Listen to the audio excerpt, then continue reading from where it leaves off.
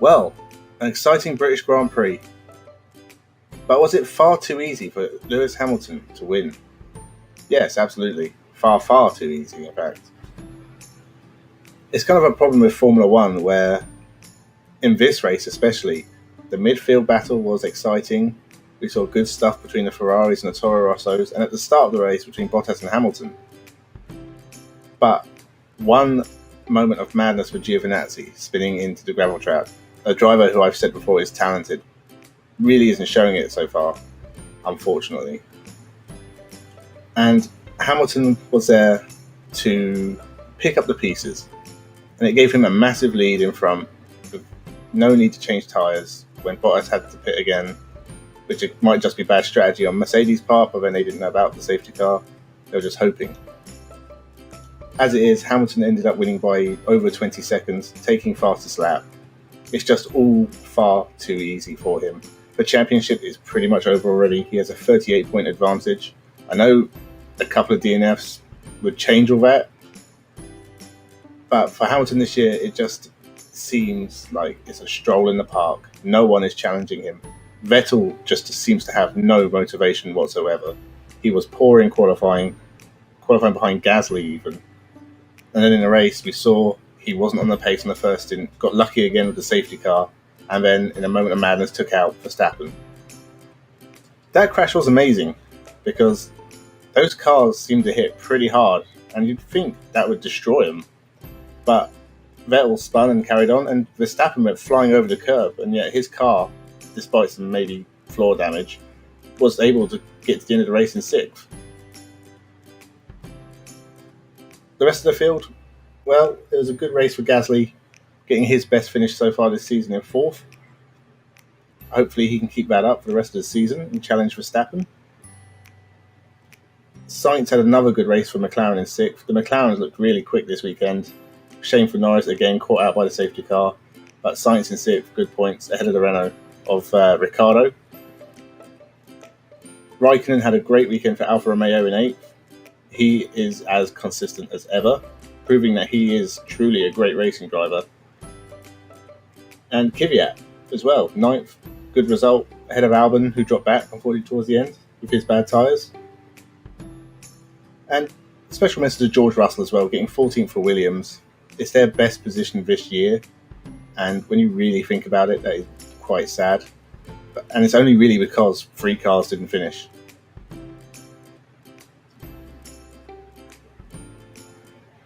So the other big event from this race was at the start. Haas have had a really bad weekend. First with the owner of Rich Energy tweeting out that he was terminating the contract, and then the shareholders saying, no, we are still with the Haas team. Some weird battle there. I don't understand business. I'm not a business person, but they need to sort their stuff out for Haas's sake. But then the drivers on the first lap hit each other, give each other rear punctures. They have to pit. They drop to the back of the field. Then it turns out the cars are too damaged to continue. Both of them out within the first 5 or so laps. Haas have had a terrible few races, and it shouldn't take much to sort it out, get back up into the midfield where they belong. They are a team capable of challenging for points, and at times their car looks really quick. But in qualifying, they only managed 14th and 16th. Kevin Magnussen dropped out in Q1. They can do better, and they must know they can do better as well. All in all, it was an exciting weekend. Bottas took pole by 0.006 of a second. That's nothing. And I really hoped that he would take the fight to Lewis.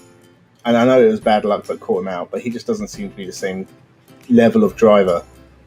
And with Leclerc and Gasly still young, the Red Bull and Ferrari clearly nowhere near the pace of the Mercedes, it is just hard to watch because you already know the end result. Mercedes must have the constructors pretty much wrapped up by now because Ferrari and Red Bull only take points off each other. Most of the races this year have ended in a Mercedes 1-2.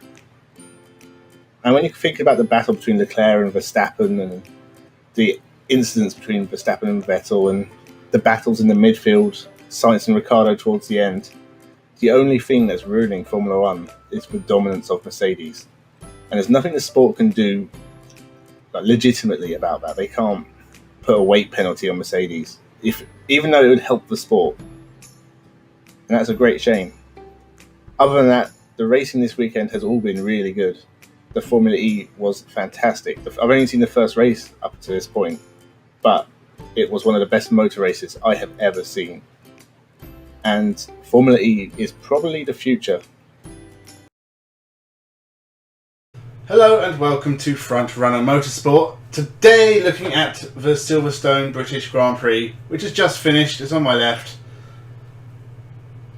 It was another kind of race. So stick around for that and remember to subscribe. So honestly, if you can get a puncture on the last lap but be so far ahead of the competition that you can still win the race, there's a problem with the sport. And it's the constant... This was so easy for Hamilton again.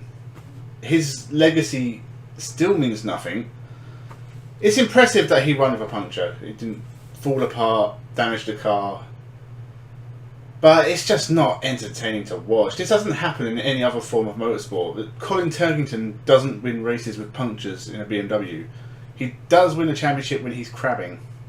And if you remember that, you're as sad as I am. So this was just another boring procession race. Not a lot of overtaking. There's a few in the midfield. Entertainment was probably provided by Stroll.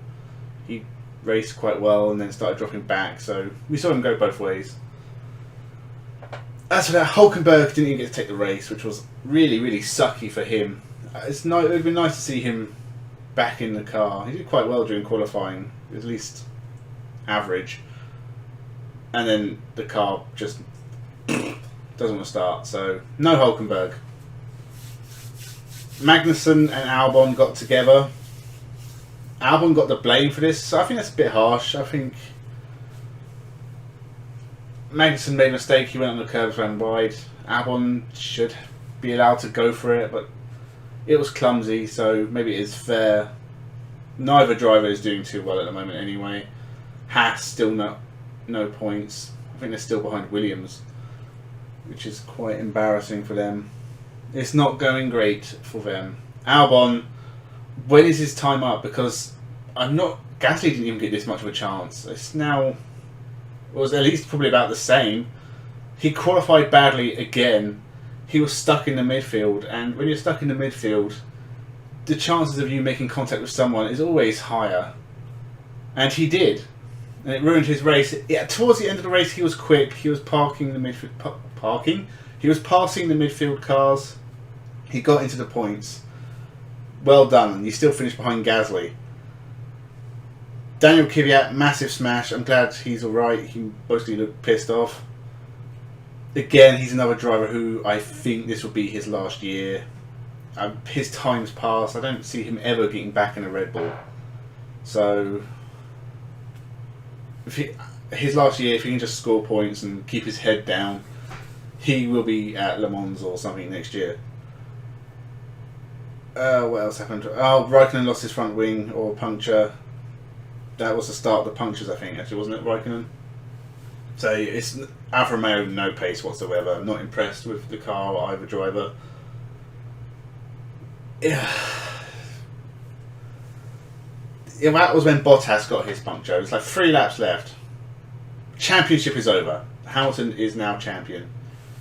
Bottas has the worst luck of any driver, because this shit does not happen to anyone else. Only him. And last week it was the jump start. This week he gets the puncture with 3 laps to go, not the last lap. That's it. I'm not sure if he was driving too hard, hitting curbs. It was just the heat, the track, whatever.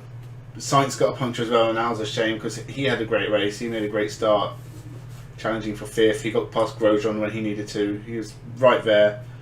Again, Lando Norris, fantastic drive. Driver of the year so far is Lando Norris. Hamilton may be winning all the races, but you expect that, so who cares? Norris is far exceeding the high expectations I had for him. He, at the moment, is my driver of the year. Absolutely brilliant drive again. More points. I think he's ahead of Sainz in the championship at the moment. Renault's did well. Ricciardo and Ocon were both up there. in the midfield for most of it, but at least they were keeping pace with the McLarens. Stroll, I expected much better from Racing Point, their form before this. When they qualified third or fourth at Hungary, it's like, well, Racing Point are in with a chance now. They're going to be a top midfield team. It hasn't happened in the races. Both Perez and Stroll were disappointing in Hungary. Stroll was disappointing in this one. He managed to cling on for points, but it wasn't great for him or Racing Point.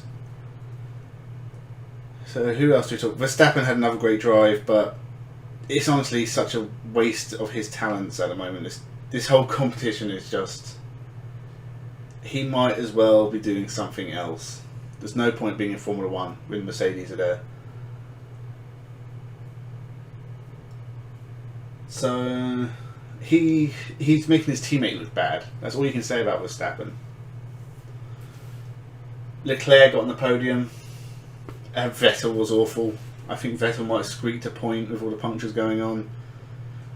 But Vettel, again, I wouldn't be surprised if Ferrari replaced him mid-season. Because you don't want...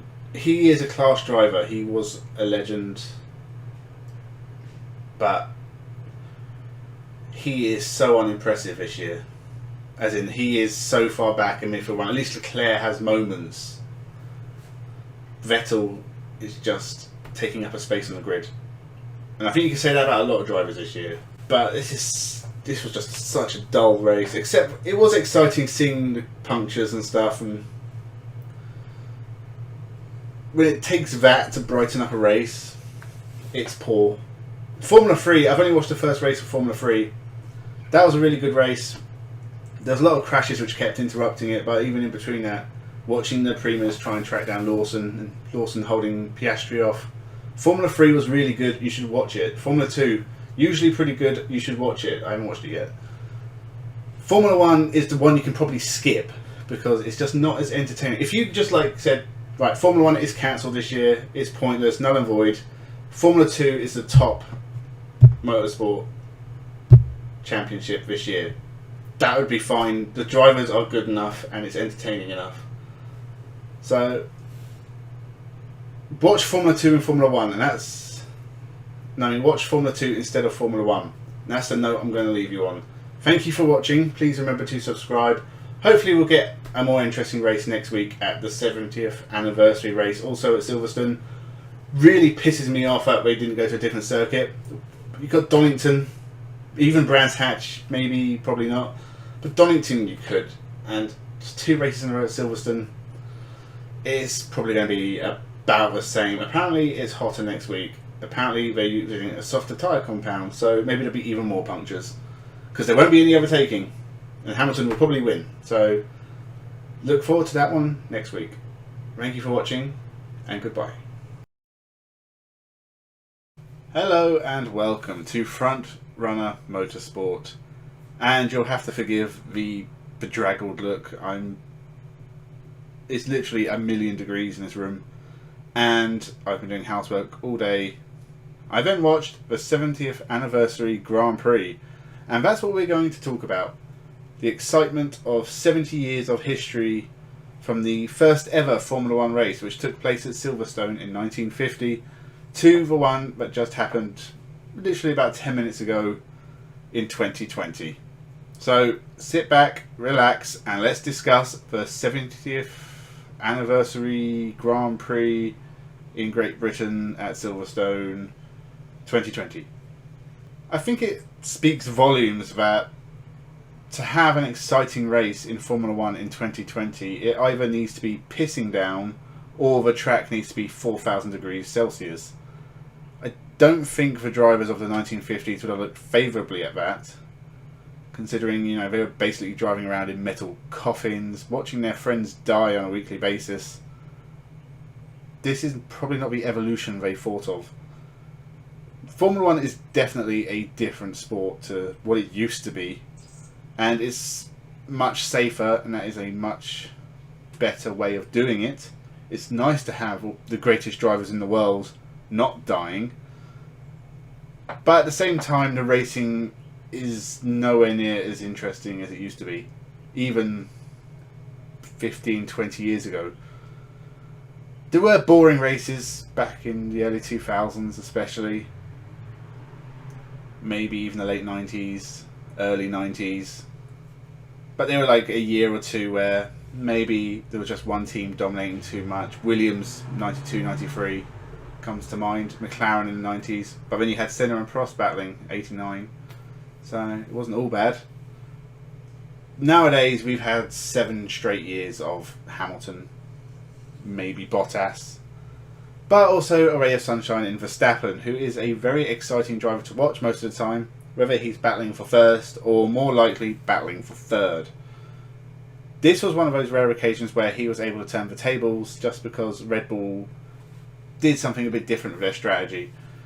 And it's great to see, but then that works once in the blue moon, and you're never going to mount a title challenge like that. And if this is the best car Verstappen ever has, and it is by far and away the third best car on the grid, by some margin, the fact that he was anywhere close to Mercedes is overachieving.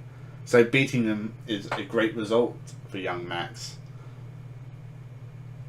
It still shouldn't be that way. Not after this long. Ferrari didn't dominate this long in the early 2000s. Their 5 years, yes, they dominated heavily. Like, no one was close to Michael Schumacher.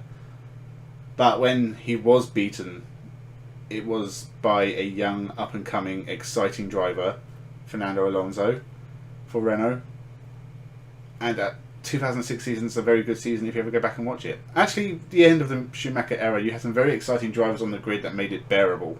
You had Montoya and a very young Raikkonen, Alonso also very young, a young Jenson Button as well, actually. So the racing in the midfield was always spectacular. That's not always the case, and I don't think that's down to the quality of the drivers so much as the cars themselves just aren't. The technology hasn't gone the right way in terms of exciting racing. But this race was basically put down to tyres, the blistering on the Mercedes. Verstappen was able to play that. He had an extremely good first stint. That gave him the advantage, and he was able to maintain it. As for Bottas, this will be a huge disappointment.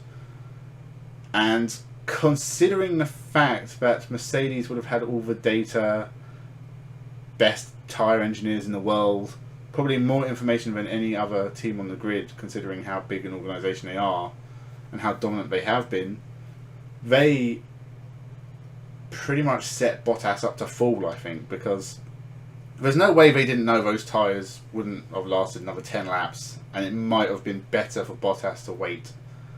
They just let Bottas pit straight away, and then when Hamilton was coming at him, he had nothing to defend with.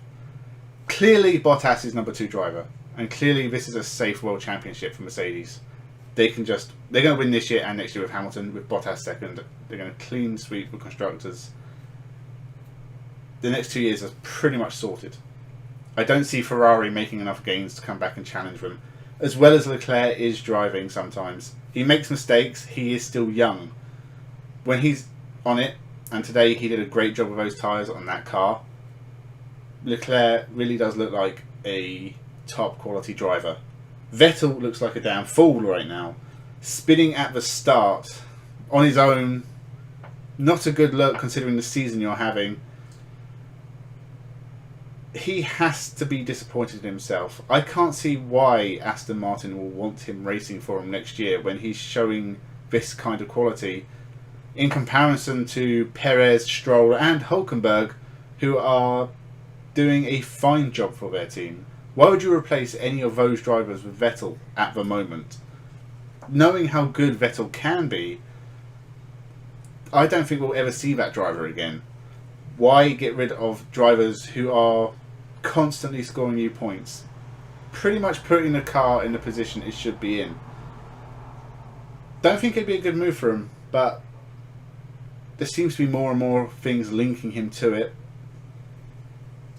And it would be a weird situation. I think Racing Point really have 3 drivers there that they can use who are competitive, and putting Vettel there, they basically got another team. So unless Aston Martin are going to put out a team and Racing Point are going to put out a team, which would be weird and stupid, don't see why you would want Vettel. That's just my opinion. I'm sure he'll probably be driving for him next year. Other than that, as I said, this was a race of the tyres. A lot of pit stops. It made it slightly interesting. Verstappen got himself in a good position. Didn't really look like losing. This wasn't Mercedes' best race. I think if the track was cooler, they would have probably run away with it. That's pretty much all there is to say about it, really. And that's always a disappointment when you're doing these videos, because there isn't really much else to discuss. Hamilton locking up and going past the safety car line. I think it looked like he slowed down before it, and it doesn't seem to be any more made of it. We'll have to see. Don't often see cars doing that anymore. That was a pretty scary moment. I'm pretty sure he had his eyes closed for a minute. It worked out for him in the end, anyway. Other drivers on the grid, Albon did a good job. I think it's hurting him that Verstappen is doing so well in the same car. He's doing a fine job picking up points, probably making sure Red Bull will finish second in the Constructors. Puts him in a difficult position regarding Gasly, because you're not going to get rid of Max Verstappen unless he leaves. So Albon and Gasly are pretty much performing at the same level. Why swap them? And they seem pretty committed to Albon anyway, so he did a good job, made some good overtakes. He's probably one of the more exciting drivers in this race today, so he did a good job. I think Stroll and Hülkenberg both did admirable jobs. Further down the grid, Renault had a bad race. They probably should have been higher. Ocon scored some points for him, but Ricciardo had a spin and dropped down. McLaren seemed to have just dropped off a cliff these last couple of weekends. I don't know if it's just this track doesn't suit them. But Sainz scored no points. Norris was only 9th. So, considering how strong... They were the second, maybe third best team. Probably in between, really. But they were top end of the field, scoring good points. Now they're struggling. Hope they can get it back on pace. AlphaTauri did fine. Kvyat scoring a point ahead of Gasly. I still think it's Kvyat's last year, but you know, he does a good job when the days he does a good job.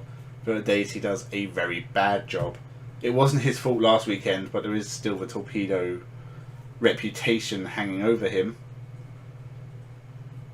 I think he's probably done enough to secure decent drives in whatever he wants to race in. If he wants to go to Le Mans, he could probably do it. He could probably get a seat in IndyCar. He can do whatever he likes. But I don't see Kvyat lasting much longer in Formula 1. Not with so many good drivers in Formula 2. Yuki Tsunoda, it might be too early for. But there are other drivers there who are definitely worth a punt. Renault has quite a few themselves. Guan Yu Zhou and Callum Ilott, very good drivers, and I think they're both Renault backed, as is Christian Lundgaard, who's looking like a pretty damn good driver. Ferrari have some good drivers in Formula 2 as well. Robert Schwartzman, Marcus Armstrong. The future is very bright for single-seater racing. I forgot Mick Schumacher. He's also a Ferrari driver. So there's plenty of drivers to choose from in Formula 2, so the Formula 1 drivers of today do need to impress this year. Because when the regulations change, there's probably going to be a big change on the grid. And we're going to see more of these young drivers moving up. It's going to be some of the old guard are going to disappear. Don't think there's too much else to say, really. Another bad weekend for Alfa Romeo, Haas and Williams. Williams are definitely doing a much better job than last year, but they're still not scoring points. Although this wasn't a race of attrition. 19 finishes out of 20, running Magnussen not finishing. Pretty impressive. I think Grosjean had a stronger weekend. He qualified quite well. Russell did a great job in qualifying, but Latifi seemed to be doing okay in the race. Alfa Romeo, just nowhere. I don't even remember seeing them in this race.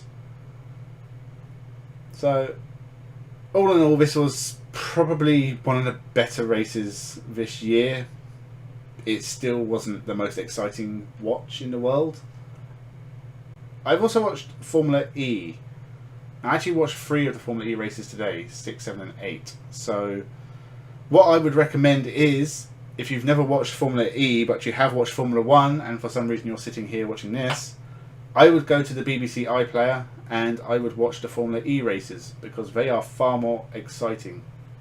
Now, I won't spoil them for you here, but the driver who is leading, he's had a good run. I'm probably going to do a Formula E reaction video, because I did do a Formula E predictions video. So, you should subscribe for that. And also, this week there has been no content because I have been working and I'm still having problems with my internet. So, SSE, you can go fuck yourselves. Your internet is terrible. I think we are going to be looking to change provider at some point, which may improve it, which would be helpful. Also with work, I'm working like 40, 50 hours a week. So, fitting this family work all in a day is kind of tough, but I'm trying to do better. I have got a video in the works which will come out next week, I hope, unless the internet doesn't work at all. I'm not even sure this video will be going up because right now the internet isn't working.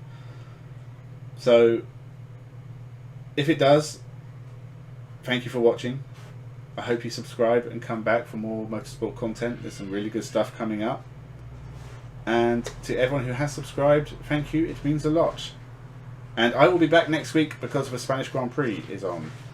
So, watch out for that. Thank you for watching, and have a good one. Hello and welcome to Frontrunner Motorsport. And I know it's a late one, but I had to work today, so this is the evening review of the British Grand Prix. Now, I thought this video was going to be entirely about sprint race qualifying and a few incidents from the race. As it turns out, that's not the most interesting thing that happened because we saw an attempted murder on the track. So that is probably going to be the main point of discussion, but we are going to talk about sprint race qualifying as well and a few little bits and bobs from the race. So remember to subscribe if you haven't already, and let's begin. It is really a shame that sprint race qualifying is not the most interesting event from this weekend's race, because it's a concept that I was very interested in, and I was interested to see if it would work, and I do have some thoughts on that. But let's start with Lewis Hamilton taking out Max Verstappen. It was a bad move. It was never on the cards. He was never going to make that move work.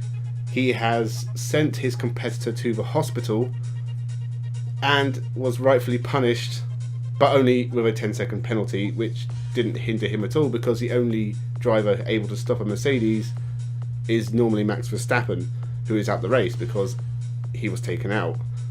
Huge implications for the championship. There is anger from everywhere in the world that isn't Britain. As someone who is British but not a massive Lewis Hamilton fan, my opinion of it is this deserves bigger punishment. This was a really dangerous move. Christian Horner is right in calling it desperate and amateurish. Yeah, 10 seconds. Big deal. Max Verstappen's in the hospital. Now, he's not seriously hurt. He's fine. As far as I know. I haven't seen any reports of any kind of injury. He looked winded. It was a big shunt. But a 10-second penalty is not enough. There needs to be...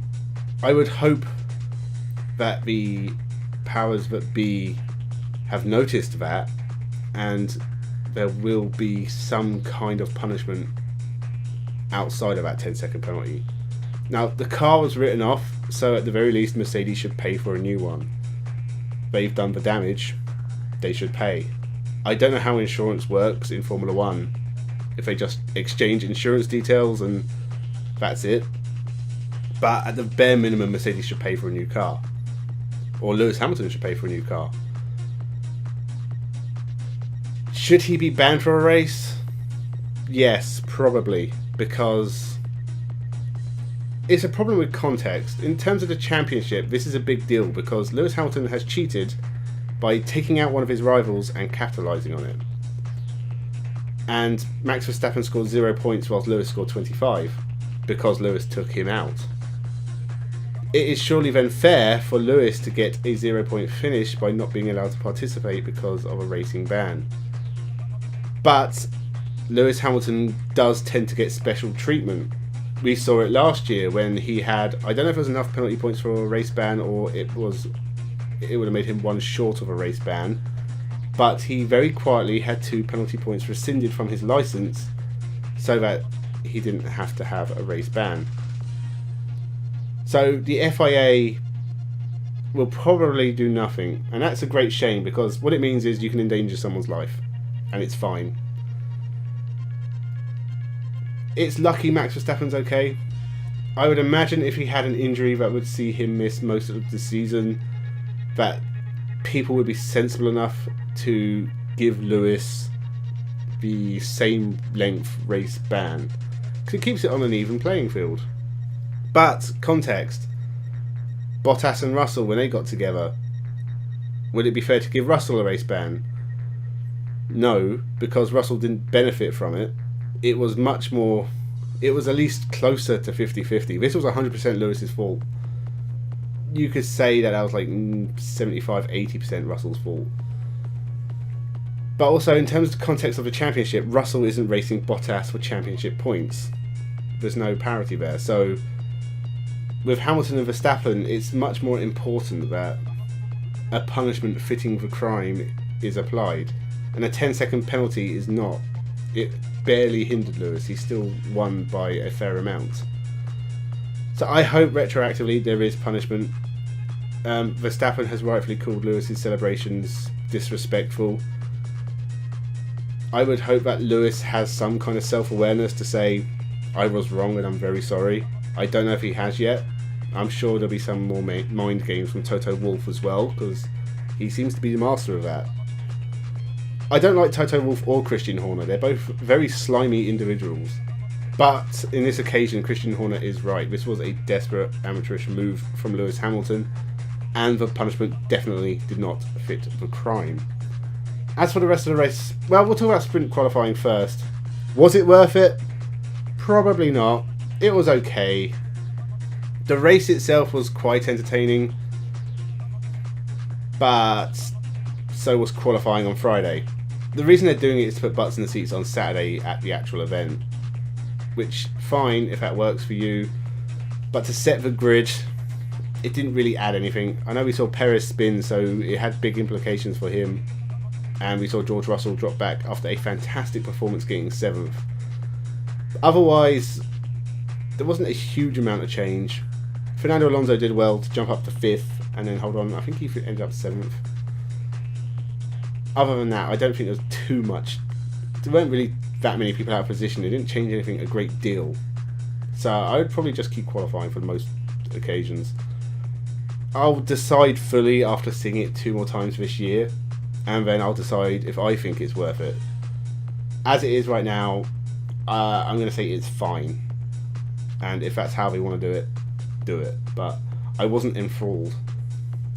As for everything else that happened in the race, honestly, after the red flag, there wasn't much. Charles Leclerc managed to get past Hamilton after the incident, so he led away and he held off Hamilton up to the pit stops. He did a fantastic job. We saw Vettel spin again, which is, I don't think there's a driver on the grid who's spun more in their career than Sebastian Vettel has done in the last 3 years. I hope we aren't going back to those spinning days and this is just a one-off, but it is another Vettel spin.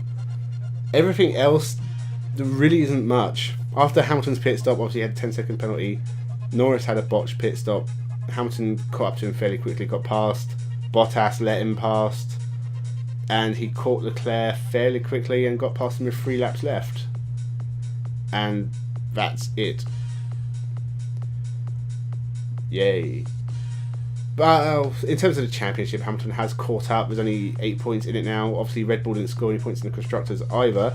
Leclerc did a fantastic job all weekend. He is driver of the day. He led 50 laps. Honestly, with Ferrari where they are, that is a massive achievement. He deserved to be on the podium. 2nd place. He deserved to win, but 2nd place will do. Bottas was there. Norris was where he has been pretty much all year. Ricciardo and Sainz did fantastic jobs. There was also points for Alonso, Stroll, Ocon and Tsunoda, who did a really good job this weekend. Gasly and Perez probably should have been point scorers, but Gasly had a late puncture and Perez made about 20 pit stops. But Perez did take fastest lap off Lewis Hamilton. Other than that, it's pretty much everyone you'd expect outside of the points. The only other interesting result, apart from Russell finishing 12th, which is really good, is Nikita Mazepin actually finished ahead of Mick Schumacher. So I don't know if that signs he's improving, but they were about a minute off Nicholas Latifi. So Haas who are not developing the car, and this year has been pretty much written off. I'm guessing they're going to keep both drivers for next year because it wouldn't really be fair not to. So that's it really. There's nothing else from the British Grand Prix apart from the obvious. It'll be interesting to keep an eye on what's going to happen with that. I'm presuming nothing apart from a few bitchy comments both ways. And if you're a British fan, you're just going to side with Hamilton because, and you're probably going to make those comments on various videos that tell you that Hamilton did try to kill Verstappen. Just don't make them. Just keep it to yourself. Just be angry at the person telling you that Hamilton drove into someone. You don't need to write it down. Other than that, there really isn't much to say even in terms of the championship. McLaren obviously scoring good points, but Ferrari probably outscored them. I think they did. So the battle between those two teams is still very close. So that was pretty much it. So I will be doing a video on all the other motorsport action from this weekend, probably on Tuesday, and there'll be other videos during the week. So make sure you subscribe for that. Thank you if you already have. My subscriber numbers are going up all the time, and I really, really appreciate it. Thank you so much for watching, and have a good one. Hello, and welcome to Frontrunner Motorsport. And I'm going to do a review of the British Grand Prix of 2022. Unfortunately, a bit late, because this weekend I climbed Snowdon with some friends. Stunningly beautiful, and if you're in Wales, you should totally do it. If I can drag my fat ass up that mountain, you can too. So that's your inspirational quote for the day. But there was also a Formula 1 race, which unfortunately I didn't get to watch till about midnight, and I am very tired. I would like to go to bed, but I thought I'd do this first. So I did watch qualifying as well, and I don't have too much to say. It's a good performance from Nicholas Latifi, and obviously a fantastic one from Carlos Sainz. But I don't think there's any massive surprises really. And so on to the race. Carlos Sainz on pole. Got a bit of a bad start and Verstappen got the jump on him, but then absolute chaos ensued behind him, with Guan Yu Zhou having a horrifying crash upside down over the barrier into the catch fencing. Very lucky he didn't get hurt, and very lucky no one else got hurt. And, you know, 5 cars were damaged in that incident. Luckily the red flag came out, so we got 2 of those actually managed to get in the race. But this was hugely terrifying crash, and it looked like it was just congestion on the start line. And I think Russell moved over slightly and caught Gasly, and he got turned into Zhou, and I think Albon got hit by someone else trying to avoid it. But that meant we lost Albon, Zhou, and George Russell. That's his first retirement of the year. He's finished in the top 5 at every race this year so far, which is a pretty damn good record. It was a shame it ended here, but that's the trouble when you qualify 8th. You're in that midfield. Anything can happen, especially at the start of a race. So we had a long break with the red flag. Obviously that gave a chance for a couple of cars to get fixed, namely Ocon and Tsunoda, who both got damaged. I think hitting Albon, not getting involved with Russell and Zhou. So I think they got damaged in the avoidance rather than the actual main crash. We got a restart, and it was a standing restart, and Sainz did much better this time.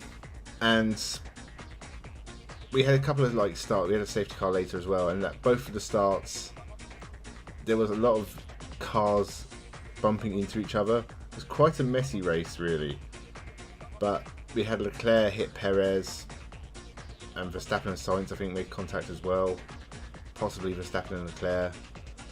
But the outcome was Verstappen, he didn't have damage yet, but he will have damage later. But Perez had damaged his front wing, as had Leclerc. Perez came in and pitted, Leclerc stayed out and had pretty decent pace. So it looked like things were going wrong for Red Bull there, except they were going to get worse.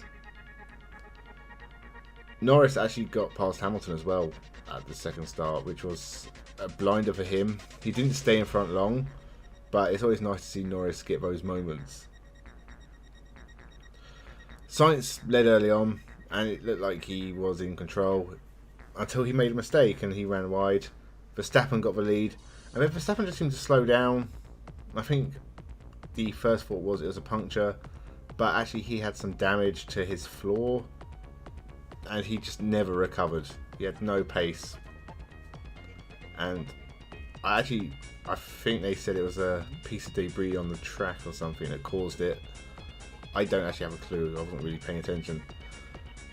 But so this was a massive blow to his championship. It looked at this point like Ferrari's bad luck in Canada had turned around, and now Red Bull were having the bad luck. But Verstappen was able to carry on. Unlike Bottas and Gasly, who both retired, both good drivers who you would kind of expect to get points at a race like this, Lewis Hamilton was starting to put pressure on the Ferraris when the pit stops happened. He ran long compared to Sainz and Leclerc, and it looked like he was going to either be in the middle or very close to both of them, but he had a slow stop that left him 4 seconds behind. Perez at this point was back up into 4th, having made a very early stop and climbing his way back through the field with some good pace. Got ahead of Norris and Alonso in the pit stops, but at this point he was on old tyres and he had to pit again, and it looked like that could... I mean, he's only going to drop a couple of places, but it's still not great. Luckily for him, Esteban Ocon broke down. We got a safety car. Perez got a cheeky pit stop, and he was on fresh tyres, as was Sainz and Hamilton, but not Leclerc. For some reason, Ferrari decided not to pit Charles Leclerc, and this cost him the race. That's not to say Carlos Sainz didn't deserve to win. He did a fantastic job today, but he did lack pace at points in this race, and Leclerc should have had this easy.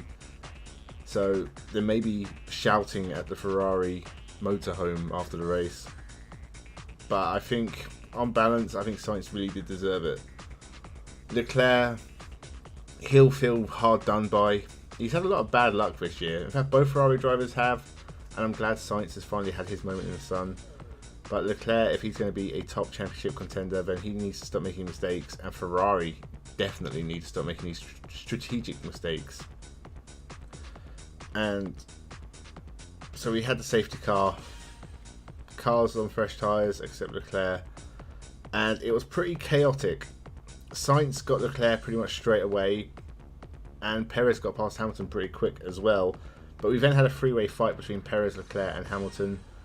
There was contact. Perez and Leclerc ran each other wide. Hamilton got past both of them, then they both got back past somehow. And it was pretty fantastic driving. I think Perez, I would probably say, is driver of the day, just because he had that bad piece of luck early in the race, had to change his front wing, and he managed to fight his way back up into second. It's really an incredible drive. Alonso did try and get past them ball as well, but couldn't quite do it, which I think shows the difference between the top running cars and the midfield cars. At the end of the day, the midfield cars just don't have the pace to overtake, unless either something is wrong or strategy, and it's luck mostly, actually, I think. So that was how the race finished. It was an epic battle between Hamilton, Leclerc and Perez towards the end, as it was at the start of the race as well, with Verstappen, Sainz and Leclerc and Sainz. It was a good race from Silverstone. Chaotic, very, very chaotic. And that first crash really did sort of set the scene. I'm glad everyone's alright. I think Joe was cleared at the scene. I think Albon was taken to hospital for checks, but I've not heard anything, and I'm presuming he's alright. They've only got a week to recover, because obviously next week, well, it is Monday technically now, so end of this week we're in Austria. There's too many races. It's honestly, I feel like I've watched endless Formula 1. Like, it feels like every weekend there's a Formula 1 race. It's far too many. It's not special anymore. Like, I remember getting excited for Grand Prix weekend.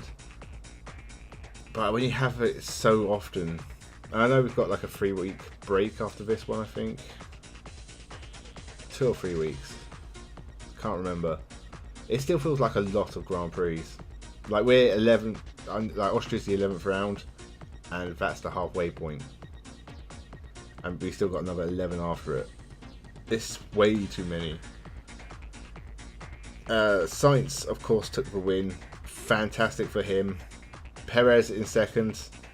This was a really strong showing for the B drivers, because I think everyone's been focusing on Verstappen and Leclerc. I don't think Perez and Sainz are actually that far behind in the championship. I haven't looked at the championship standings yet.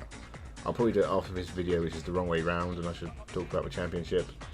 But I'm pretty sure it's all pretty close between all 4 drivers, because Leclerc and Verstappen have had bad luck, and at times Perez and Sainz have outscored them. I know Sainz has had his bad luck as well, but he's pretty much up there. Another 3rd place for Hamilton as well. It probably keeps him in the fight for 3rd. I still don't think he'll win the championship. I think that's going to be a really difficult task unless Mercedes makes some massive improvements. But I think it is between Leclerc and Verstappen still. It's interesting to watch how much their teammates take out of them, because if Perez is right up with Verstappen, it can't really justify Red Bull favouring Verstappen over Perez. And behind the main 4, so you had Sainz, Perez, Hamilton and Leclerc in the top 4. Alonso, another fantastic performance. I still think he should retire, because I don't think he needs to be there really. But when he was running really well in Canada, and he got a 5th place here. Brilliant drive. Norris as well, unlucky not to be 5th. I think he did a great job. I think it was a strategy call. I think he didn't pit straight away. He pitted a bit later, and Alonso caught him. So he should have been 5th, but it's still a really good drive from him, challenging Hamilton at a couple of points. Behind them, Verstappen managed to bring it home in 7th with Mick Schumacher right on his tail. Schumi finally gets his first Formula 1 points and an 8th place, challenging last year's champion. It's a great performance from him. Verstappen will be disappointed, but it's probably damage control. And whatever was wrong with his car, they need to sort out. And that's a lot of performance he lost. Vettel got a great finish in 9th as well, because Aston Martin have not looked on the pace really for the last few races. They were out in Q1, and Vettel did a really good job getting up into the points, although again helped by the amount of non-finishers. Same with Magnussen. Haas seemed to have lost a little bit of pace relative to the start of the year, but Magnussen is a solid hand and he's scoring points here and there. So a 10th place finish. He'll be disappointed to be behind his teammate, but I'm sure he'll be happy for him, because they're obviously not fighting for massive prizes. So as long as they stay out of each other's way, if they're scoring points, they'll both be happy. The 4 drivers who actually survived the race, but not in the points. Lance Stroll, who I honestly think, if he wasn't the billionaire owner's son, would have been replaced a couple of years ago, because he is really uninspiring at the moment. Latifi probably should have scored points. It was a good performance from him, but it's not really good enough at this point. He's too much of a letdown. I think this will be his last year. Same goes for Ricciardo. He had a little bit of a bump up in performance in Canada, but it did not extend to this race, and 13th. And you barely saw him. It's not like he was challenging for places, he was just slow. Tsunoda, he had too many incidents. He crashed into his teammate. Tsunoda's another one I would say is in danger of being replaced, because Red Bull have a lot of good drivers. I mean, they could call up Jehan Deruvala and probably have about the same level of skill as Tsunoda. So I do think Tsunoda needs to improve, because I haven't been overly impressed by him this year. And crashing into your teammate and getting a 5-second penalty is not the way to impress. Everyone else who retired, Ocon was driving well, but not. I think he was on the edge of the points. Bottas was on the edge of the points. They may have been scorers. George Russell would have probably scored in the points. And Guan Yu Zhou, honestly, he looked quick. He qualified ahead of his teammate. I think that was a big loss for him.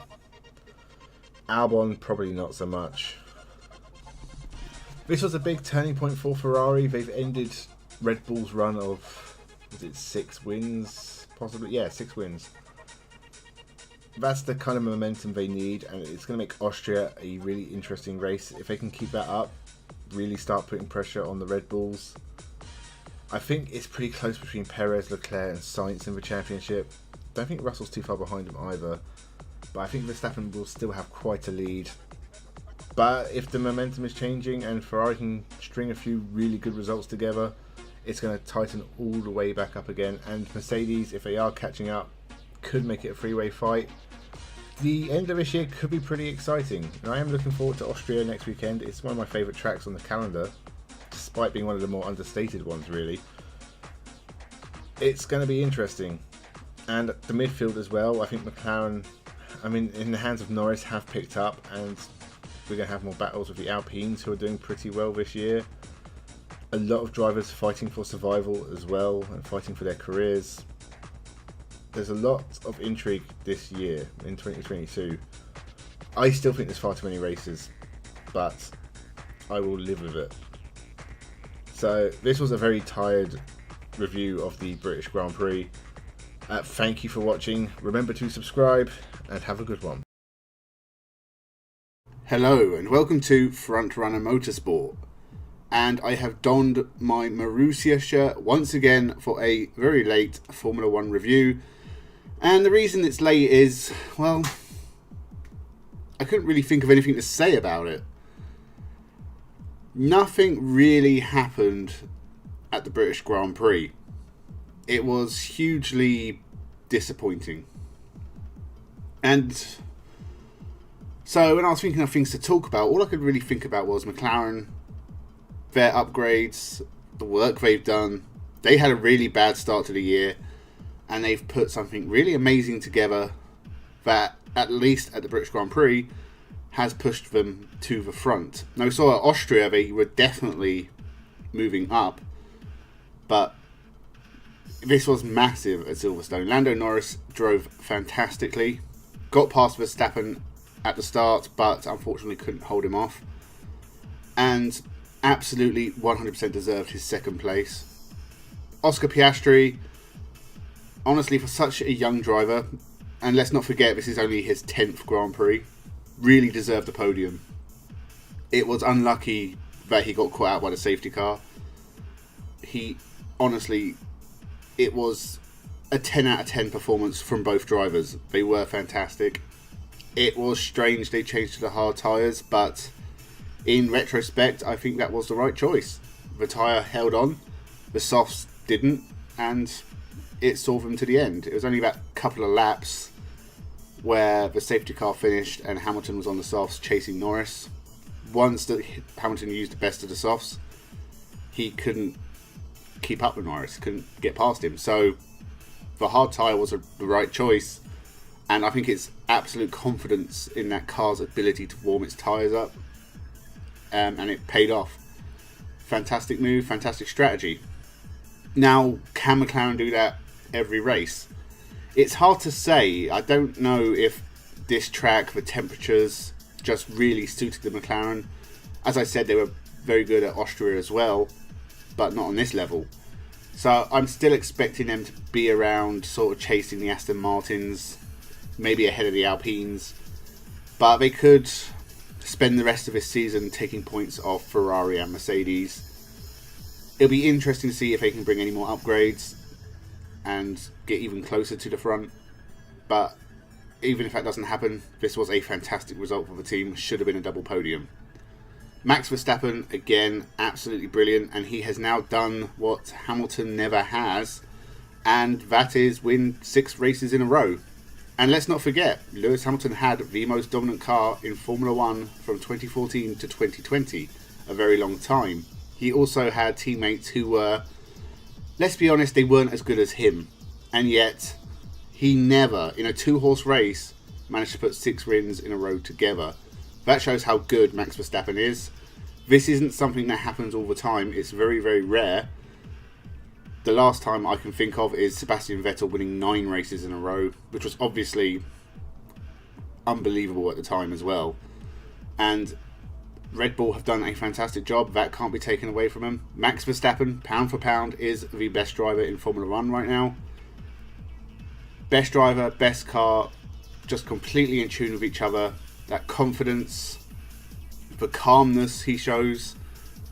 Honestly, this is a deadly combination right now.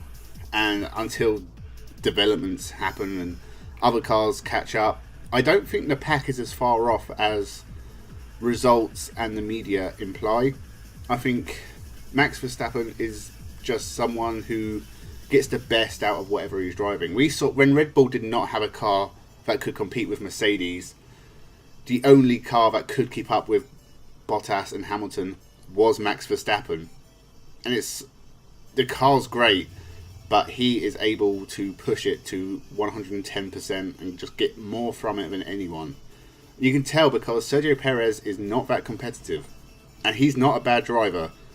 So their gap, maybe there's something with Perez's confidence as well. He's had a lot of knockbacks, a lot of bad luck, but whatever Max is doing, it's working. And can he get to that 9 or maybe even 10? It's only 4 races, and I know we've got the big summer break coming up, but I think it makes the racing has not been very interesting this year. In fact, the development race is more interesting than the on-track racing, and I think that's a very weird position for Formula 1 to be in.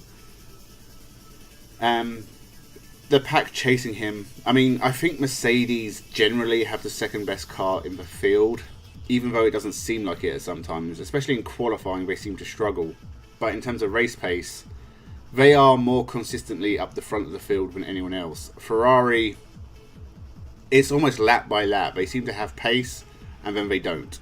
And then they make mistakes, or they have reliability issues, the drivers make mistakes.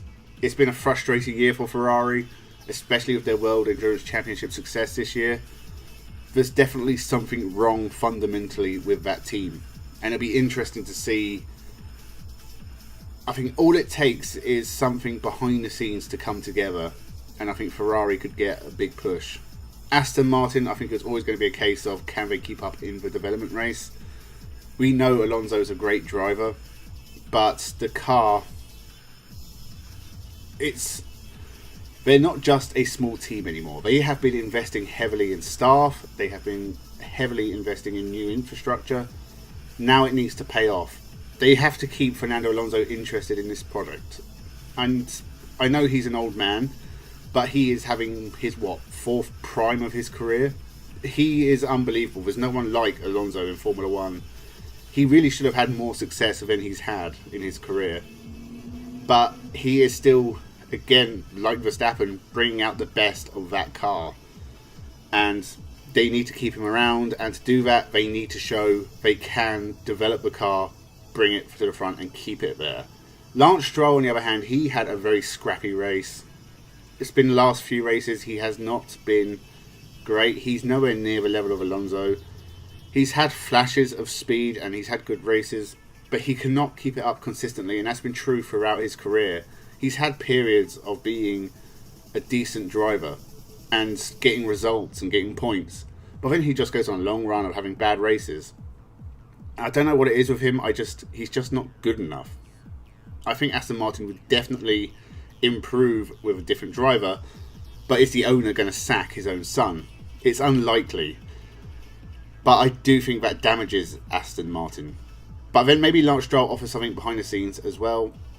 Alonso is going to bat for him a lot, so either he sees something there, or he's like, well, if Stroll's there, I can easily beat my teammate.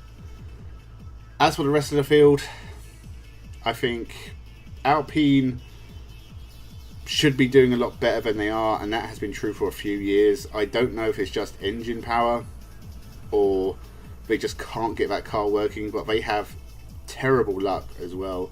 Both cars retired from this race. I think it was a hydraulics failure for Ocon and Gasly got punched out. AlphaTauri, no pace this year. Alfa Romeo, no pace this year. Haas, this was a really bad weekend for them. They not only did not look as quick as they have done at times, but Hülkenberg broke down in qualifying, and then Magnussen broke down in a race and burst into flames. Haas, I guess reliability is a thing, although they are Ferrari engines, so you could argue, but Ferrari and Alfa Romeo don't seem to have as many reliability issues as Haas. So I don't know what their issue is, but for some reason, they probably have the smallest budget on the grid, maybe comparable to Williams. I think those two teams. But Williams have had a good run. Albon drove fantastically at Silverstone, and Sargent did as well. But for Haas, it's not there. It's not working. And I can't really say too much about the race because not really a lot happened. So it was the safety car ruined the race. It was quite intriguing seeing how these tyre strategies were going to work out, and then the safety car came out and the top three just got a free pit stop. Ruined the race. After that, there was not really any intrigue other than could Hamilton get past Norris, and could Piastri keep up with Hamilton, I guess. But neither was true, so nothing actually happened. There was a few overtakes here and there, but mostly DRS overtakes or people catching people on bad tyres. And it was dull. It was a very dull race. Perez, I think, will be... let's finish on Perez. He is having a rough run of it, but we can't forget that at the start of the season, he looked like a genuine title contender. He took 2 wins, and it looked like he was going to have a say in the championship. Really, since his second win, since then, he's had a rough go of it. Not all his own fault, he's had a lot of bad luck, but he has made mistakes. At times, it has looked like he's lacked pace. And whilst he did make some progress through the field at Silverstone, it just didn't work out for him and he got stuck in the midfield. If that car is as good as Verstappen makes it look, Perez should be doing at least something near it. And he isn't. So, would it be fair to give someone else a chance in that car? Should they put Ricciardo in the Red Bull and then maybe move Perez in place of De Vries? I don't think so. I think if you put Ricciardo in that car, he's got to get used to it, and it's going to take time anyway. So I think, to the very least, give Perez till the end of the year. Beyond that, maybe have a think about it at the end of the season and see how he does. But other than that, I haven't got really anything to say. This was a very late video. I am doing other videos as well, so more will be coming out this week. This was not a great Grand Prix. I don't think I will ever go back and watch the 2023 British Grand Prix. So with that, thank you for watching. Make sure you subscribe and have a good one. After the events of the Austrian Grand Prix last weekend, it looks like the sudden surge in performance shown by McLaren and Lando Norris has rattled Max Verstappen. For the first time in a few years, he has a constant threat to his domination. With little time to recover and regroup, I think Max Verstappen may just lose the British Grand Prix, and Lando Norris will take the win. McLaren haven't won their home Grand Prix since Lewis Hamilton took his first of 8 wins at Silverstone in 2008. And what of Lewis Hamilton? If he could manage to win, then it would end a 945-day winless streak.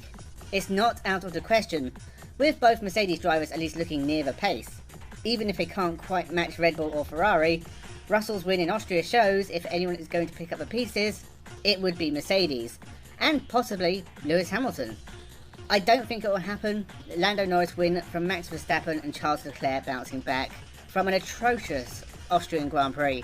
Hello and welcome to Frontrunner Motorsport, and today was the British Grand Prix and a massive turn up for the books as Lewis Hamilton breaks his 945-day winless streak. And it wasn't easy. The weather played a part. There was plenty of people who could have won this race at any point, and in the end it worked out that Lewis Hamilton took the victory, his first since Saudi Arabia in 2021. A lot of people were unlucky, none more than George Russell, and we also had some insane strategies from the likes of Ferrari and Red Bull that impacted one driver each from their teams. Other than that, was this a good race? It was okay. I actually don't really like this in-between weather in terms of motorsport, because if you watch DTM and you watch the first Norris Ring race this weekend, it was very similar to the Grand Prix in that you're sort of just waiting for the weather, and so you have these long periods where nothing's really happening because everyone's sort of just playing it safe, waiting to see what the weather does, trying to figure out when the best time to come in for tyres. And then you get a couple of people who try and gain a few seconds by trying a different strategy, going on the inters early. So you have a few outliers who try a different strategy, put the inters on early, Maybe it works, maybe it doesn't. Generally, the pack follows what the pack does. And this Grand Prix, whilst during the race you had the race leads swap over a few times as different strategies took place, people pitted at different times onto different tyres, it was really only the last 15 laps or so that was really exciting, because you had Hamilton out front with Norris and Verstappen behind. And at one point it looked like they were going to converge and all three of them were going to be really close together. And it just never happened. Like, Norris dropped off, Verstappen started to catch Hamilton but couldn't quite manage it. And that was the race. There was really no action in the midfield. We didn't really even see much of the midfield. Nico Hülkenberg finished 6th, and honestly we barely saw him on the screens. It was a great result for him, by the way. Great weekend, great qualifying, great race. Really perfect. But I think it shows that this was not the most exciting race in the world, because Hülkenberg started 6th and finished 6th in a Haas. Alexander Albon started 9th and finished 9th in a Williams. The Aston Martins were both in the points this time as well, so I was wrong about them. It wasn't that I didn't enjoy the race. It was entertaining enough. It was an okay race. But I think with the weather, it's better if it's completely dry or completely wet. Even like if it's wet, you only really want 1 or 2 of those kind of races a year because they're sort of a novelty. Dry race, maybe we get some action on track, some battling. That's what we really want. And this sort of greasy, damp track that dries out, we don't really get it. And it was a shame, because on paper, on qualifying performances, it looked so tight between the top 5 cars at least. They were all pretty close sometimes. Leclerc and Perez, terrible qualifyings. Honestly, since Perez signed his Red Bull contract, he has been dreadful. It's not even a case that it's the Red Bull. All this talk about Mercedes was sabotaging Lewis Hamilton. No one looks at Sergio Perez and goes, oh, clearly he's been sabotaged. Something's happening to him. He was never this bad before. Maybe it's just a lack of confidence. Maybe it's just hit him how far he's fallen off pace and he's just got to build himself back up again. Maybe Red Bull will replace him, but obviously it's going to cost them money to get rid of him now because he's under contract. Whereas they could have just let the contract run out and replaced him easily, I think at the end of this year. It's shocking business because he wasn't doing great before he signed the contract and now he's doing even worse. Charles Leclerc, I think he's just having a bad run of luck. At one point it really looked like Verstappen, Norris and Leclerc were all going to be kind of close in the championship. Verstappen's not had it all his own way this year, which is more entertaining than it was last year, where he won 15 races and no one really ever saw him. We've had 5 different winners this year, 6 different winners. Leclerc, Sainz, Verstappen, Russell, Hamilton, 5. Piastri looks like he could win a race this year. Perez, you can't count him out completely. So we could get a fair few different winners. Maybe you can get a shock result somewhere else as well when someone random can take a win. But it's nice to see the competition back. Mercedes have clearly made steps forward, which I think is going to frustrate Lewis Hamilton, but he's leaving the team at the end of the year and they've just got their groove back. We'll see if it's just track specific or it's actually genuinely the Mercedes are now back on pace with the front teams. McLaren right up there as well. Red Bull still there. Well, Verstappen still there. Ferrari seem to have dropped back a bit, and I'm sure again that's kind of worrying if you're Lewis Hamilton because you've just won for the first time in 3 years for Mercedes. Everything's going well at the moment, scoring decent points.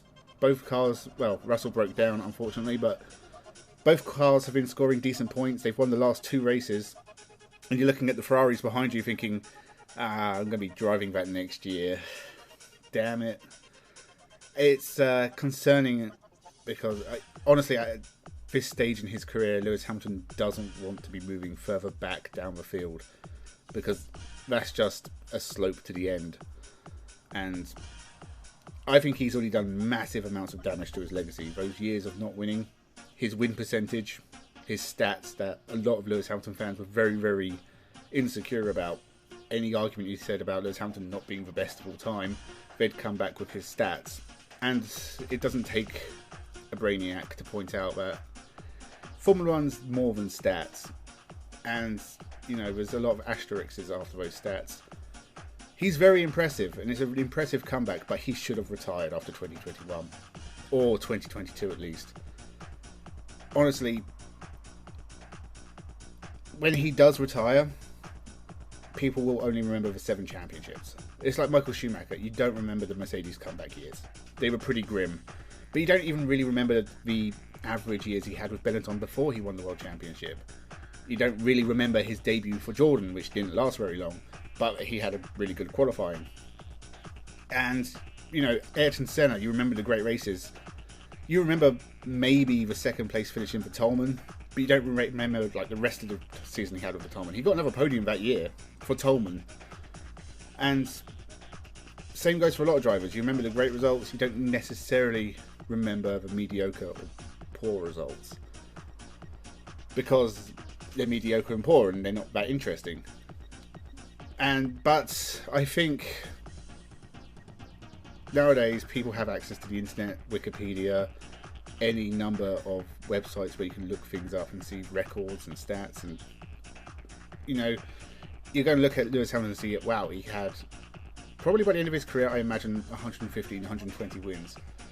I don't know how far off he is from that, but you're going to look at his win percentage. It's like, oh well, he had nearly 400 races, or probably more than 400 by the time he retires. So it's like 25%.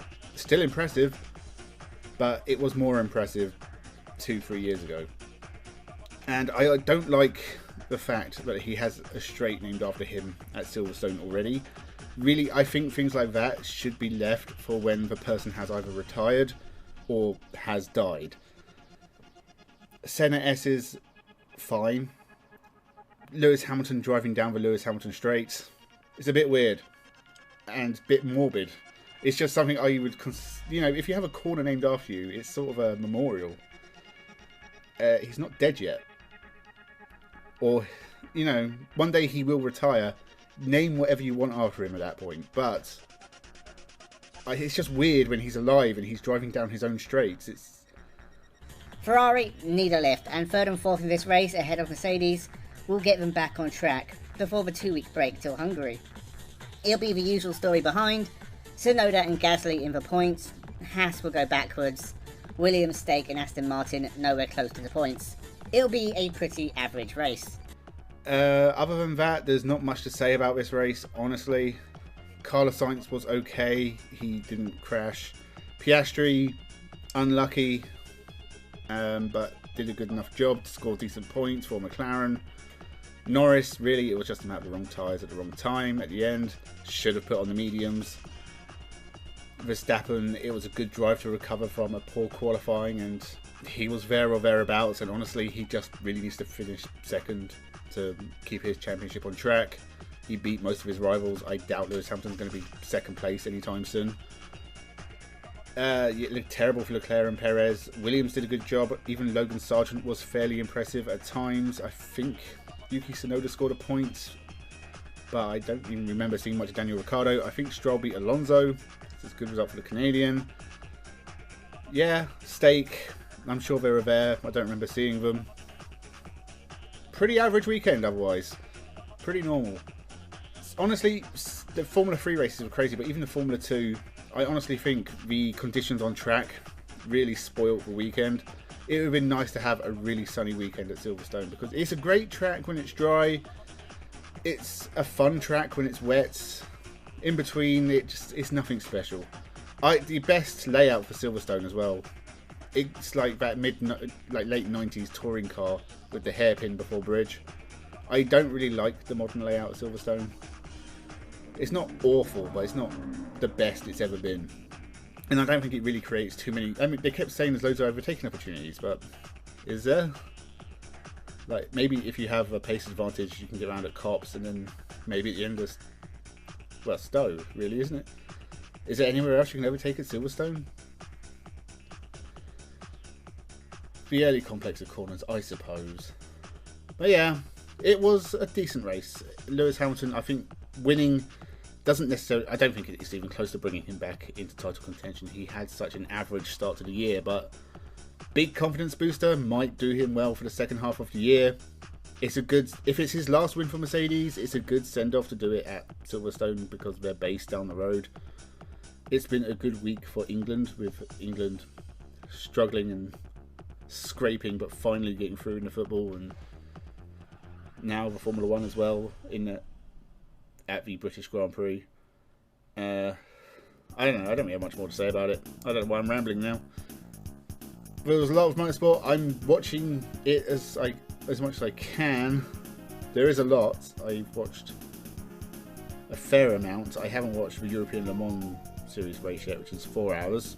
NASCAR, I don't even know if it started. It might have started by now. That's another couple of hours, and I haven't watched Indy NXT. I did watch IndyCar. I did wait till after IndyCar to watch this. So I'll talk about that at some point. Subscribe to the channel. On Tuesday I'll do a weekend roundup. I do it every week. Fridays I do prediction videos, and that's where the predictions in this video came from. So make sure you subscribe so you see all of that. Thank you very much for watching. Let me know your thoughts in the comments below. What did you think of the British Grand Prix? And just have a good one.